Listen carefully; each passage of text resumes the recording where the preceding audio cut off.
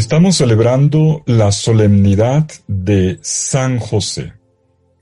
Y la liturgia de la Iglesia nos propone ponernos a la escucha del Evangelio que se encuentra en Mateo, capítulo 1, versículo 16 y luego del 18 al 24.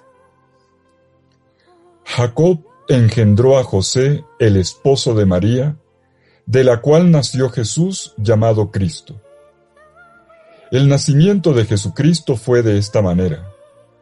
María, su madre, estaba desposada con José, y antes de vivir juntos, resultó que ella esperaba un hijo por obra del Espíritu Santo. José, su esposo, que era justo, y no quería denunciarla, decidió repudiarla en secreto.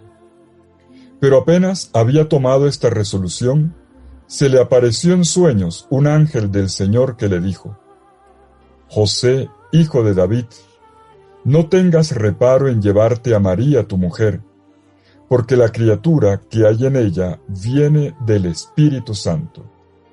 Dará a luz un hijo, y tú le pondrás por nombre Jesús, porque él salvará a su pueblo de los pecados. Cuando José se despertó, hizo lo que le había mandado el ángel del Señor. Palabra del Señor. Gloria a ti, Señor Jesús. En esta solemnidad de San José y en este año especial, dedicado a él, como nos lo ha propuesto el Papa Francisco, nos situamos serenamente frente al Evangelio que la liturgia nos propone. Y el Evangelio de Mateo comienza poniéndonos, ante todo, ante el misterio central, que es el de Jesús. Y esto es importante. Es una primera clave de lectura. Antes de entrar en la historia de José, en el tratar de determinar la personalidad espiritual de él, miremos que Mateo lo primero que hace es colocarnos delante de Jesús. Él es el centro. El evangelista Mateo inserta precisamente la historia de José cuando está intentando responder a una pregunta. ¿Cuál es el origen de Jesús? ¿Cuál es la génesis de Jesús? Y utilizo la palabra génesis no por casualidad, es la palabra que el texto griego del Evangelio utiliza. Cuando Mateo comienza el Evangelio, las dos primeras palabras son biblos genéseos, libro de la génesis o del origen. ¿De quién? De Jesús, a quien reconocemos como el Cristo, que es descendiente de David y descendiente de Abraham. De esta manera es una génesis que se remonta hasta las entrañas profundas de la historia del pueblo de Israel. Y ahora Mateo nos sitúa ante lo que podríamos llamar el origen próximo, un origen que se sitúa en la historia de la concepción virginal de Jesús en las entrañas de María Santísima. El capítulo 1, versículo 18 dice: la generación de Jesús fue de esta manera. Egénesis jutos en. La generación fue así. Y entonces, de esta manera el narrador nos remite, sin más preámbulos, a lo ocurrido con una joven de Nazaret en Galilea, María, desposada con José. Y de repente nos encontramos ante la escena. Nos vemos ante una boda frustrada. Y para darle toda su dimensión, el narrador evoca las costumbres de las bodas judías. Sabemos bien que estaban estipuladas por un compromiso, pero a veces transcurría cierto tiempo entre el acuerdo matrimonial o el compromiso matrimonial y la convivencia de la pareja, sobre todo si esto ocurría durante la adolescencia. Y es en este tiempo en el cual cuando María y José todavía no viven juntos y por lo tanto no han consumado su matrimonio, cuando sucede lo humanamente inaudito. María está embarazada. Su vientre está fecundado. Hay un hijo dentro de ella que viene en camino, que está esperando nacer. Y el narrador se apresura a dar el dato. Miremoslo en el versículo 18. Antes de que conviviesen, se encontró con que había concebido en su seno por obra del Espíritu Santo. ¿Qué significa esto? Seamos realistas. Solo Dios puede dar a ese hijo. Es la acción creadora de Dios y que es propia del Espíritu Santo, el autor de todo Génesis, de todo origen, de toda vida, lo que está obrando en María, el Señor dador de vida. Ni la casualidad, ni la necesidad, ni el destino generan este embarazo. Solamente la voluntad de Dios mismo, que quiere venir entre nosotros los seres humanos y hacerse Dios con nosotros y Salvador nuestro. Y es en esta génesis de Jesús de Nazaret, quien está en el centro de nuestro relato, que aparecen otros 3 personajes que son presentados ya desde el versículo inicial como involucrados en este acontecimiento generante, originante. Tenemos una mujer, María, a quien se le llama ya la Madre de Jesús. Aparece, en segundo lugar, el Espíritu de Dios, que actúa en ella como el Espíritu Creador. Se hallaba encinta por obra del Espíritu Santo, ha dicho claramente el evangelista. Y tenemos un hombre llamado José, quien es presentado como testigo de este acontecimiento y a quien Dios le da una vocación muy precisa, haciéndolo parte de esta historia. Un hombre a quien Dios elige para una tarea de parte suya con María y con Jesús. Bueno, vamos a seguir el hilo del relato y ahora sí, centrándonos en la persona de José. El narrador de Mateo no parece interesado en contarnos la reacción psicológica de María, ni tampoco la de José. A lo que le apunta, como podemos notar cuando nos acercamos con cuidado al relato, es con lo que implica una situación real que confronta a José, que le genera una crisis y que lo lleva a una toma de decisión. María está embarazada sin haber conocido a un hombre y José queda perdido. No sabe qué es lo que puede haber ocurrido. José enseguida es caracterizado por el evangelista como un hombre justo. Nos lo dice enseguida. Y puesto que José era un hombre justo, justo en griego se dice dikaios, tzadik en hebreo, un término que cualifica no solo la conducta moral de una persona, sino ante todo su plena fidelidad a la ley de Dios dada por medio de Moisés. Por lo tanto, es retratado como un creyente fiel, que por la práctica de la ley se esforzaba en vivir según la voluntad de Dios. Pero también es caracterizado, dentro de la narrativa aquí inicial, como un hombre de su tiempo, que al conocer la situación de María, e ignorando, todavía no lo sabe, lo que realmente ha ocurrido, se siente traicionado. Y el narrador comenta que la justicia de José se vuelve concreta en el manejo de esta situación complicada para él. Planea disolver el vínculo matrimonial sin decir nada públicamente, y dice claramente, para no avergonzarla, para no exponerla a la deshonra, a la infamia pública. Nuestro evangelista utiliza aquí un verbo, atención, el verbo entimeomai, el verbo griego enzimeomai, es uno de los verbos más importantes del vocabulario bíblico del discernimiento. Se puede decir ponderaba, consideraba, analizaba. Denota claramente un ejercicio de discernimiento. Otro elemento importante, otra característica que nos da el rostro de José. Y esta ponderación parece acertada porque procede a la manera de un justo de Dios. Lo acababa de decir el Evangelio. Él quiere hacer lo correcto, que es proceder al acto de repudio. Así está mandado en la ley.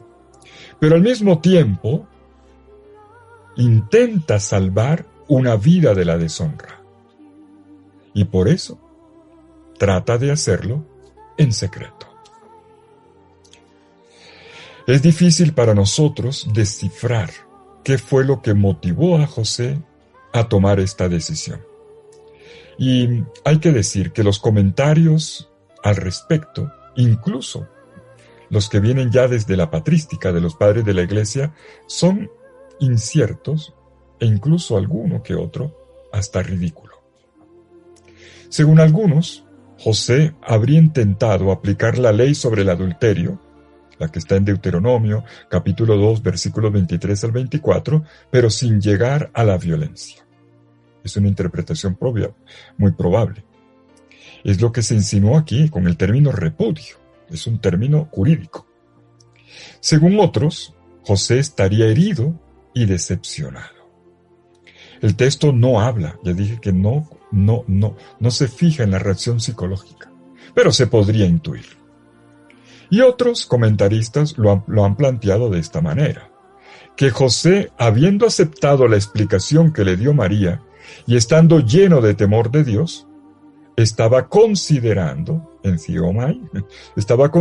dar un paso atrás, para no reclamar ningún derecho sobre este niño del que María dice que viene de Dios.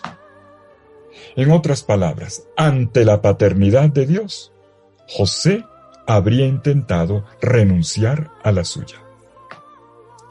Obviamente, esta última hipótesis de lectura presupondría un conocimiento de parte de José que este mismo pasaje deja entender que todavía no tiene. ¿Y qué es lo que ocurre entonces? El narrador nos cuenta enseguida cómo se resuelve la situación. José está en medio de la noche, de una crisis, pero también en medio de la noche y en medio de un sueño va a recibir una revelación. Es Dios mismo quien levanta el velo, la cortina que le oscurecía todo, con la luz de su palabra. Y aquí pues, que el ángel, el mensajero del Señor, se presenta a José mientras duerme. Así dice el evangelista. El sueño es uno de los tantos medios ordinarios de los cuales se vale Dios en el Antiguo Testamento para comunicar, para revelar su voluntad y sus maneras de actuar en medio de su pueblo. Conocemos el primer caso de un José, o el primer José de la Biblia, que también es un soñador. Uno de los hijos de Jacob, ¿se acuerdan de él? A quien sus hermanos llamaban precisamente así, el soñador. El que decía que las gavillas se inclinaban ante él, que veía 2 estrellas en torno. Y los hermanos, claro, ya estaban preocupados, decían, este se va a quedar con la herencia. Y José hablaba así, no porque fuera un fabulador, un cuentero, sino porque Dios le hacía revelaciones por medio de sus sueños. Esto está en Génesis en el capítulo 37. Pero veamos ahora el José del Nuevo Testamento, a quien Dios le habla también por medio de un sueño. El mensajero del Señor se dirige a José con una primera palabra. José, hijo de David. José, hijo de David. Lo primero que el Señor hace es recordarle su identidad. Una identidad que contiene también una misión. José tú que eres el hijo de David, tú que tienes un lugar en el linaje mesiánico. No temas recibir, para la ven en griego, no temas recibir contigo a María, tu esposa. Y cuando se expresa aquí que José es el hijo de David, evidentemente nos está conectando el texto con un pasaje del Antiguo Testamento en el primer libro de Samuel, en el capítulo 7. Cuando David, el rey David en Jerusalén, quiere hacerle una casa, un templo al Señor. El Señor estaba en la tienda, en la carpa, donde estaba el arca y algunos otros elementos. Y le dice, Señor, ¿cómo es posible que yo viva en un palacio y tú vivas en una carpa? No, quiero hacerte una casa, un templo. Y el Señor le dice, tú no me harás una casa a mí. El Señor le da la vuelta a la cosa. Seré yo el que te haga una casa a ti. Pero juega con el doble sentido de la palabra casa. Casa en el sentido físico, una construcción, un hogar, pero sobre todo se refiere, yo te haré una casa, yo te daré un linaje, una descendencia, una dinastía. Y siendo el rey, es una dinastía real.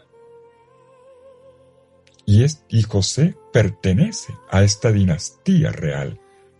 Por eso, lo primero que Dios hace es evocar una promesa. Tú que eres el hijo de David. Y sigue el Señor.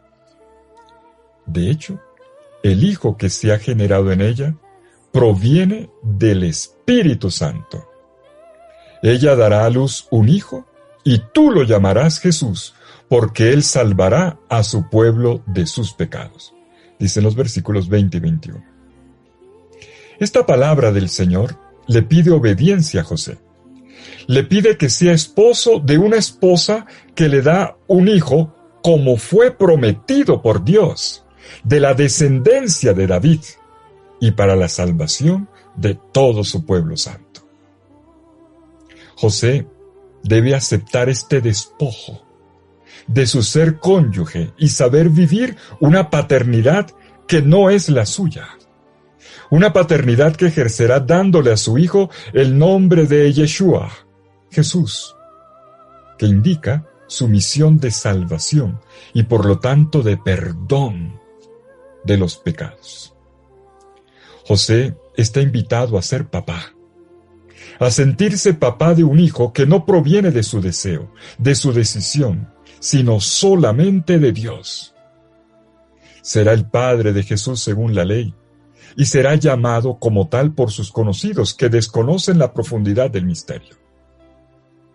José está llamado a ejercer su cualidad de hijo de David sobre el que es el hijo de David prometido y que será reconocido como tal por la gente. Lo reconocerán en la calle los ciegos, los pobres. Jesús, hijo de David, ten misericordia de nosotros. Y así también el pueblo, entusiasmado, lo recibirá en Jerusalén cuando entre triunfalmente. Hosana al hijo de David, como leemos en Mateo 21:9. Por lo tanto, a José no se le da primero una revelación sobre el hijo, sino una vocación. Cuando miramos otros pasajes del Antiguo Testamento, vemos algunos casos curiosos. Por ejemplo, el caso del profeta Oseas, a quien Dios le pidió que se casara con una prostituta. O el caso del profeta Jeremías, a quien Dios le pidió que permaneciera célibe. O al profeta Ezequiel, a quien Dios le dijo que permaneciera viudo. ¿Qué le pide el Señor a José? Lo que se le pide a José es que reciba como hijo a Jesús. A un hijo que en verdad no es su hijo, sino el Hijo de Dios. Así, José le da a su esposa María no solo una casa materialmente hablando, sino que también la hace parte de la casa de David. Lo acaba de explicar el doble sentido de la palabra casa. La hace parte de la casa de David, permitiéndole al niño que viene en camino entrar en el linaje mesiánico, pero también para que se cumpla la promesa de Dios a través del profeta Isaías, y para darle a su Hijo el nombre que también contiene en sí mismo una misión: Yeshua, Yahvé, Dios salva. Y por eso el narrador de Mateo inmediatamente señala: todo esto sucedió para que se cumpliera lo que dijo el Señor por medio del profeta. He aquí que la Virgen concebirá y dará a luz un hijo, se le dará por nombre Emmanuel, que significa Dios con nosotros. Una cita que encontramos en Isaías capítulo 7, versículo 14. Y cuando José despierta, ya no pone trabas, ya no pone objeciones. Con prontitud hace puntualmente lo que el Señor le ha pedido. Dicen los versículos 24 y 25, hizo lo que le había mandado el ángel del Señor y recibió a su esposa sin que él la conociera. Dio a luz un hijo al que llamó Jesús. José había sido definido al principio de nuestro texto como justo, dícayos. Ahora, por su reacción final, lo descubrimos también como un creyente, un verdadero creyente que obedece a la palabra del Señor en silencio, aquel para el cual su creer es ante todo el lenguaje de su actuar. La actuación de José nace de un abismo de silencio. En ninguno de los evangelios se nos da a conocer ni una sola palabra pronunciada por José. No quiere decir que nunca haya hablado, no hemos dicho eso. Simplemente que los evangelistas no reportan nada dicho por José. En cambio, lo que enfatizan es su acción. Una acción que queda traducida a través de una obediencia, y una obediencia madurada en el silencio. No un silencio mudo, sino un silencio de adoración, de custodia, de profundización en el misterio. Y es desde este abismo de silencio que emerge la grandeza de José, que inmediatamente se pone en acción, respondiendo a la palabra del Señor de forma puntual. Cada uno de los verbos en imperativo que ha pronunciado el ángel del Señor son los verbos que ahora definen la acción, el comportamiento, la respuesta, la reacción de José. Nos encontramos así con una estampa preciosa de José. Un hombre fuertemente sorprendido 2 veces, molestamente sacudido al principio por un plan matrimonial que se le vino al suelo, cuando las cosas no resultan según su previsión. Uno se hace planes, proyectos, imagina, y está todo orientado, y de repente se te mueve el piso, se te cambia la vida de un día para otro. Esta es la historia de José, y José queda perdido. Pero vemos también luminosamente sorprendido, en medio de su noche, por un llamado que lo pone al servicio de otro llamado. Su vocación le da apoyo a la vocación de María, y también al comienzo humano de la misión de Jesús, del Yeshua, que es Salvador, y del Dios que en medio de nosotros viene a realizar su obra. Entre tanto vemos cómo entra paso a paso José en el camino de la justicia de Dios. Él tiene un plan, pero ahora es capaz de rehacerlo, no desde su punto de vista, sino desde la palabra de Dios. Esta es la grandeza de José, un hombre que se deja reestructurar, rehacer por dentro, por la palabra de Dios. Qué difícil a veces es para uno entender esto. Cuando la vida se le desploma, cuando vienen días oscuros, cuando se cambian los planes, los proyectos, Pensamos que es el final o queremos hacer todo de nosotros mismos. José nos enseña a escuchar otra palabra, y otra palabra que orienta, y que da otro proyecto que a lo mejor nunca habíamos pensado, pero que ciertamente será el mejor. José entra con todo su ser, de esta manera, en el proyecto salvífico de Dios, en el camino particular de María, y en los primeros pasos de Jesús el Salvador, el Dios con nosotros. Y estos 3 planos, el del proyecto de Dios, el del proyecto que se realiza en María, y del proyecto específico del Salvador Jesús, que es el resto del Evangelio, los 3 de repente aparecen intrínsecamente unidos ante su mirada. En este momento, está en sus manos la punta del hilo de esta trenza. Sin José no habría sido posible. Sin su contribución como varón, como creyente, como hijo de David, pero sobre todo como esposo y como papá. No habría sido posible si no hubiera sido así. Dios puede sorprendernos. Dios puede incluso movernos el piso de improviso y pedirnos cambiar de dirección ante lo que ya teníamos estructurado y hacernos caminar hacia un horizonte que por lo pronto no parece del todo claro, pero está en su palabra. La de José es una escuela que yo diría es la primera escuela de discipulado en el Evangelio de Mateo. Mucho antes de que aparezca el bautismo de Jesús, sus tentaciones y el llamado de los primeros seguidores a la orilla del lago y de un Leví y de los 12. Mucho antes, ya el perfil del discípulo se está esbozando en la personalidad espiritual de José.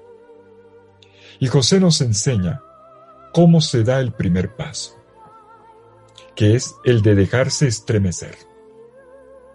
Dejarme herir por la crisis. Dejarse estremecer e incluso confundir. Y esto ya lo había puesto en actitud de discernimiento, en Zioamai, decía el texto griego.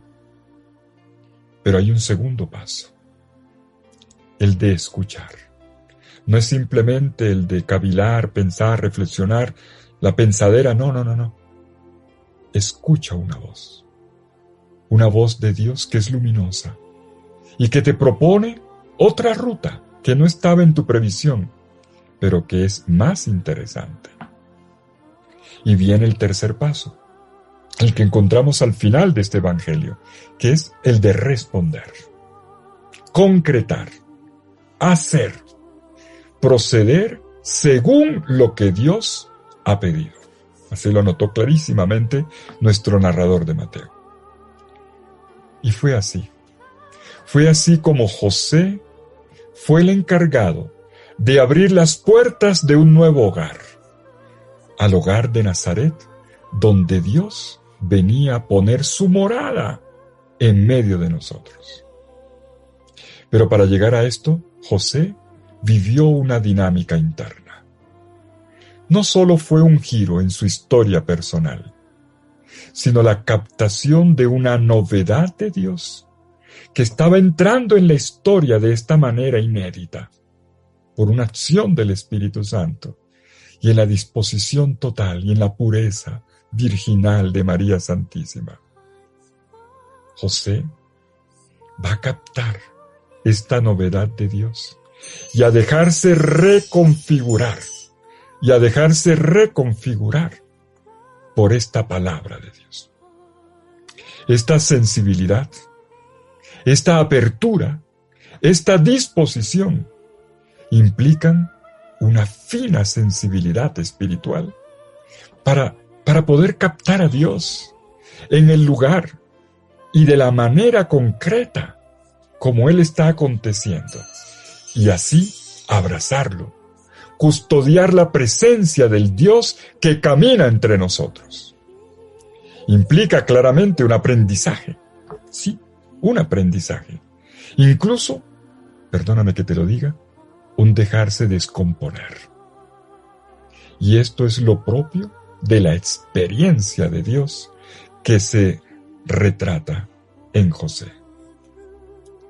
Decía el poeta español Antonio Machado, se hace camino, camino al andar. Y yo me atrevería a decir, esto debería bastar. Feliz fiesta de San José.